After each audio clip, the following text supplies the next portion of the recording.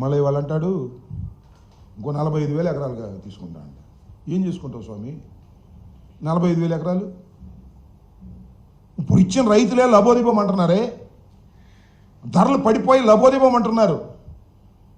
నువ్వు అధికారంలోకి వస్తే ఏదో సింగిల్ రాజధాని అయిపోద్ది, అద్భుతం అయిపోద్ది, అసలు మా భూములన్నీ పెరిగిపోతాయి అని అప్పులు చేసుకున్నారండి చాలామంది. ఇవాళ ఏమైంది? కొనేవాళ్ళు లేడు.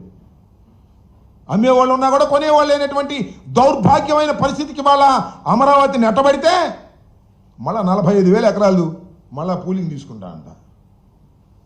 ఒక ఇంటర్నేషనల్ ఎయిర్పోర్ట్ కడతారంట.